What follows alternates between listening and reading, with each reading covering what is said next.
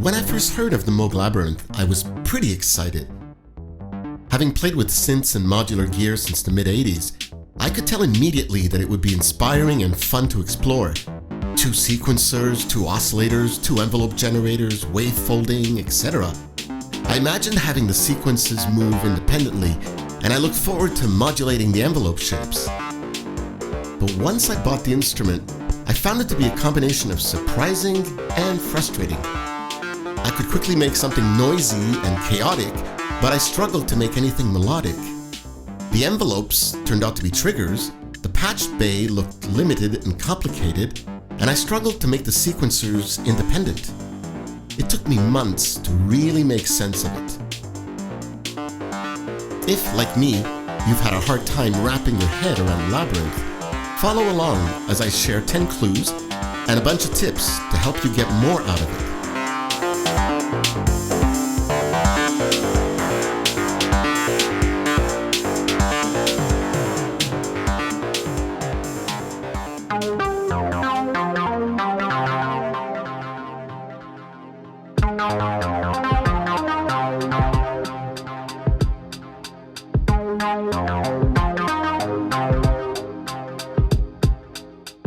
I have a love-hate relationship when it comes to making random-based music. On the one hand, I love being surprised by it. On the other hand, I hate not having control over it. Many years ago, I explored some of John Cage's ideas about chance, and I even composed with dice. Much later, I incorporated Turing machines in my modular jams. So I bought the Labyrinth knowing full well that there would be some disappointment. You can't input specific notes, muting deletes for good, and only one sequencer preset can be saved. Over time, the solution for me was to limit the sequencer's randomness. One key is to control the speed of change with the correct knobs. I also limit the range of the notes or control voltage via the CV range knob. Finally, I make sure the oscillator sequencer amounts are set to quantized or QTZ.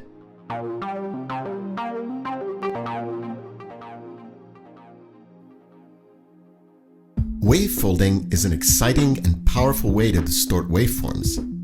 It can take a gentle sine output and turn it into a ferocious complex wave. When processing both oscillators, it can make a noisy mess of a sound. Since the VCW will generate many harmonics, I like to keep the oscillator's volume low in the mixer. My preferred order is to go from the VCW into the VCF with the blend set to VCF only. I usually set the VCW fold knob to 0 and experiment with the CV and the sequence 1 amounts. Use a tuner. I often combine the Labyrinth with other instruments, and when I do, I tune the oscillators using a software tuner. Since it's in my phone, it's always readily available. It's also cool to use FM as the source for some wave folding. In this example, the oscillators are tuned 1 octave apart, and the mod VCO is muted in the mix. The harmonics generated have such a dramatic impact on the color of the sound that I find a little goes a long way.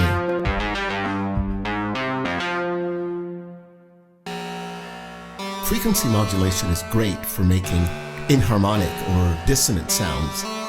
I find that my random tuning of the Labyrinth's oscillators can lead to some noisy, happy accidents. I usually don't need to add any wave folding unless I'm going full noise. But when I'm looking for a more harmonious sound, I experiment with low levels for the VCO and FM amount. I tune both oscillators 1 octave apart and patch the sequence 1 CV output to the mod VCO's pitch input. The VCO is the carrier, the sound we hear, and the mod VCO, which is muted, is the modulator. This gentler FM works well with sine and triangle waves, less well with rich sounding sources.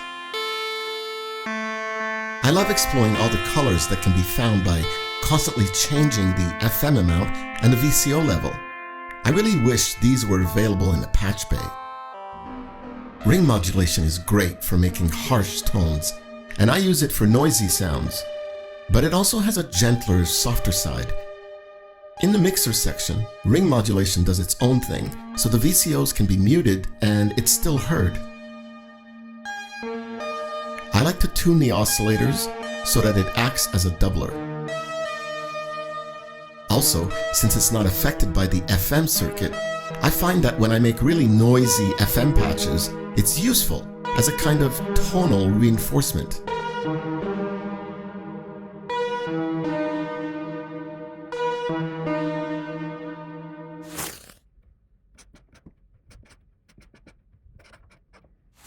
Unless I'm in the mood for some dissonant jamming, or I'm using the mod VCO as an LFO, I always set the oscillator's sequence amount to QTZ. Initially, I was frustrated with the limited envelopes on the Labyrinth. A gate gives time for envelope evolution. But a trigger is minimal, short-lived. After a while though, I found it pretty easy to patch the envelope generators to make kicks, snares, hats, staccato bass, and plucky sounds. I explored using them to modulate volume, pitch, and timbre. Short sounds became more cinematic with long reverb.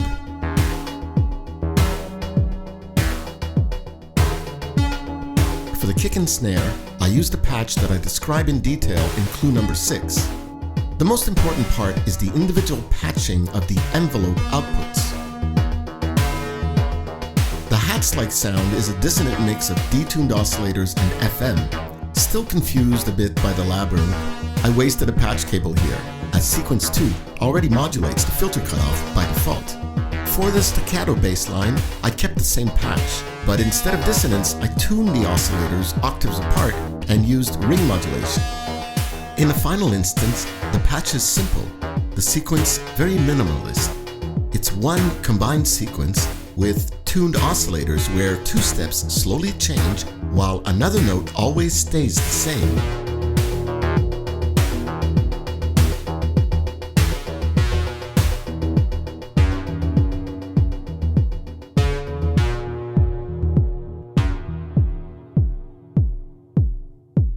The Labyrinth's 32-point Patchbay is very useful, especially when connecting with other synths.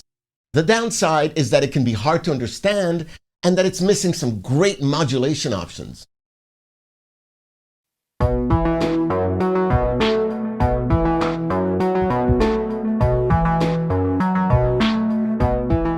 My most used and simple patch has both oscillators following sequence 1 CV with the sequence 2 amount on the mod oscillator set to 0.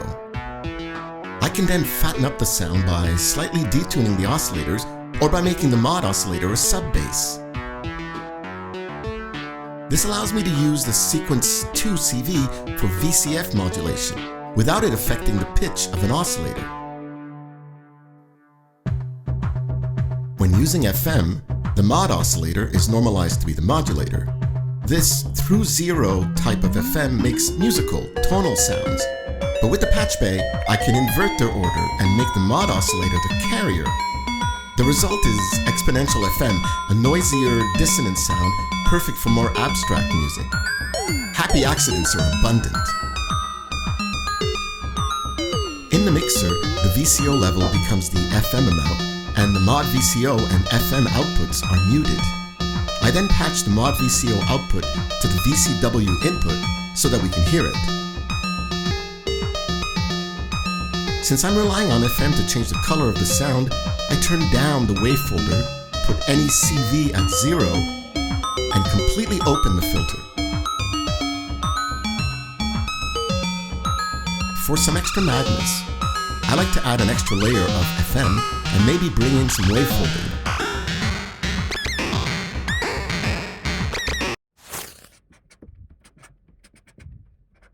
Place the knobs in center position. More than once, I've been frustrated because a sequence was sounding out of tune and I couldn't tell why. Well, it turns out it wasn't the sequence's fault. It was because the oscillator EG amount wasn't set to 0 or center position. It's fun to automate the opening and closing of a filter, and LFO filter modulation is pretty common in synths. In this example, I made a really simple patch where the mod oscillator modulates the VCF cutoff. Eventually, it gets really gnarly when I push the oscillator into audio rate frequencies. There are many sweet spots that can be found by combining various cutoff and resonance settings, and the sequencers can really vary the timbre and character of the sound.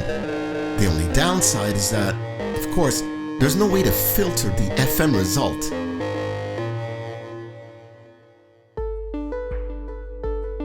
When it comes to chance in music making, I look to balance it with some level of control.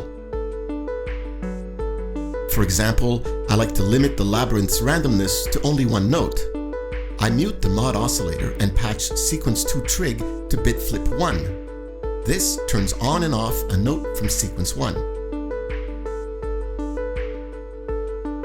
I keep the corrupt knobs at 0 unless I want to generate a new melody.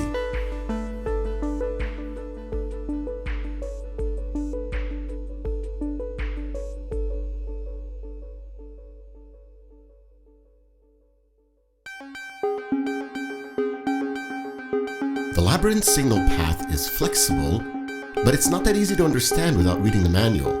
Both oscillators flow into the mixing section, along with noise, FM, and rig mod.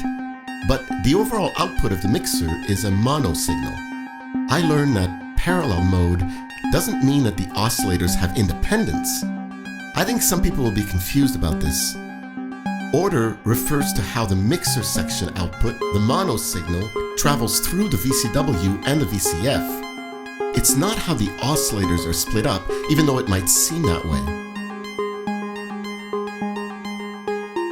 In order to have independent voices, I like to patch the mixer out with the mod VCO muted to the VCW. The mod VCO's output goes to the VCF.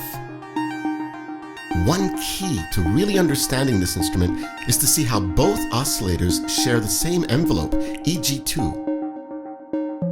This can be changed by patching EG1 to the VCW VCA and EG2 to the VCF VCA. Man, that's a lot of acronyms.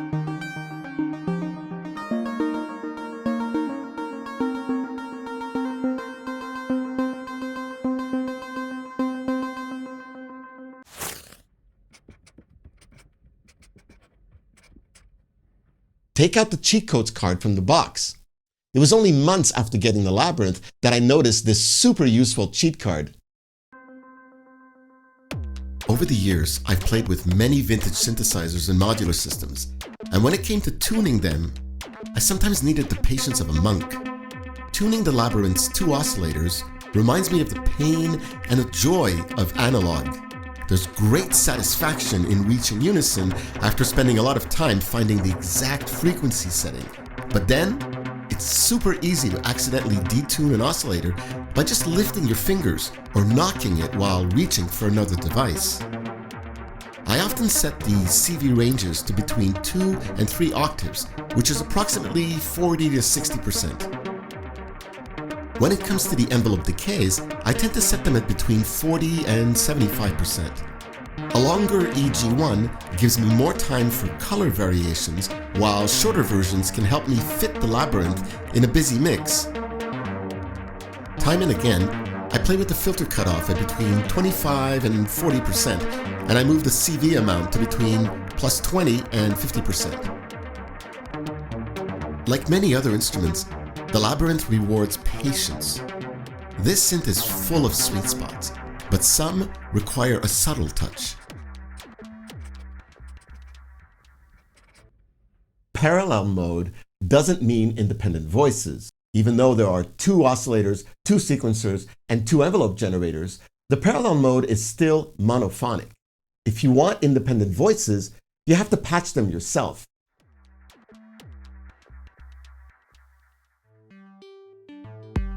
Using the Labyrinth to control other devices sounds amazing with its creative double sequencers, but the lack of MIDI out is a real buzz killer. Turns out it's not that easy to find modern instruments that have trigger and CV inputs. Fortunately, I have a Moog Matriarch, a semi-modular synth with lots of connectivity, oscillators, and filters. In this example, I've patched the Labyrinth's sequencer CV to 2 Matriarch oscillators, and its trigger outs are patched to each of the matriarch envelope's trigger in. I could send the oscillator outputs to the labyrinth, but with 2 filters, the matriarch gives me more voice separation.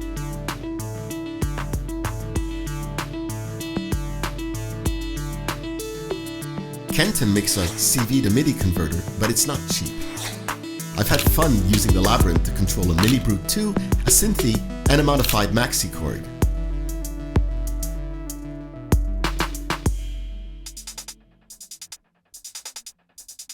In my experience, the Labyrinth plays very well with drum machines that respond to triggers.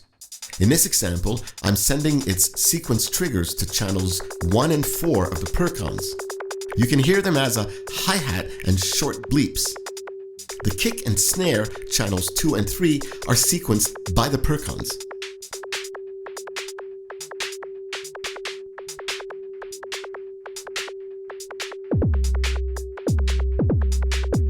Since this versatile instrument is much more than a double sequencer, I often add the sounds made by the Labyrinth itself to the jam.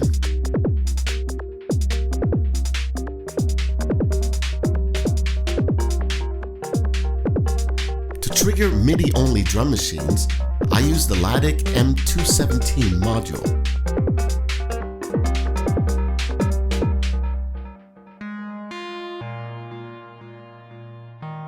I find that one of the best ways that you can control the randomness of the Labyrinth is by quantizing the sequencer's CV outputs to a scale. You can try all the scale presets by holding down bit shift 1 and toggling bit flip 1 and length 1. In this example, the chromatic key with 11 possible notes feels too random for my use.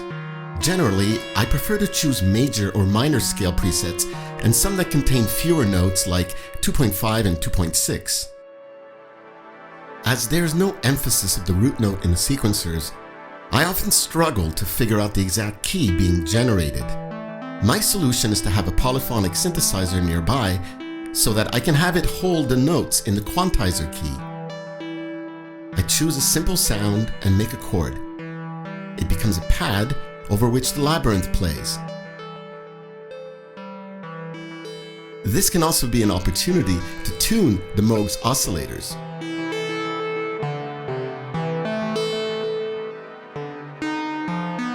Some of the scale presets like harmonic minor or whole tone are particularly useful when I need a moody cinematic sound. Whenever I get confused about a scale I've chosen, I've noticed that keeping the CV range to 1 octave really helps, and I can always increase it later.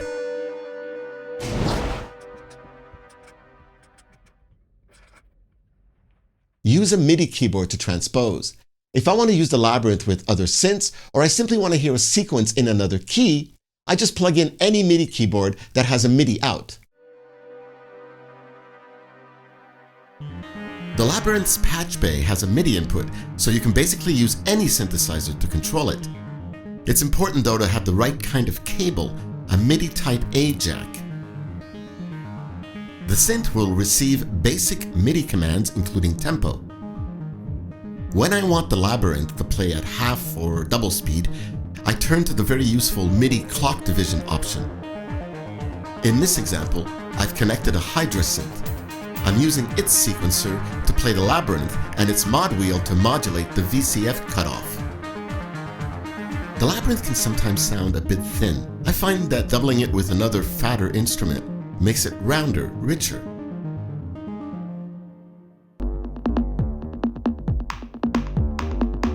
An external keyboard makes it really easy to transpose the oscillators in a musical way, and it's fun to play it like a traditional synth.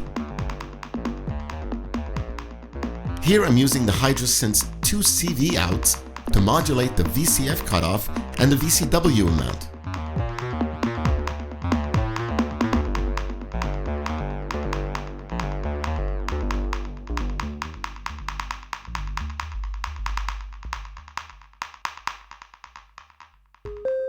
One of my favorite ways to use the Patchbay's MIDI input is to connect the drum machine's MIDI out to it.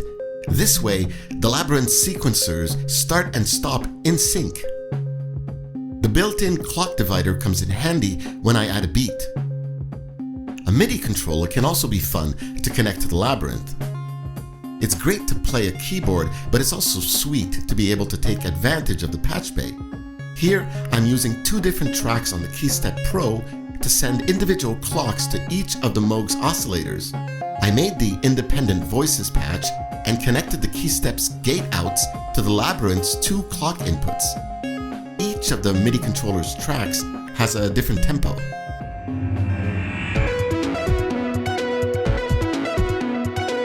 Thank you so much for watching my video. I think you'd like this one too.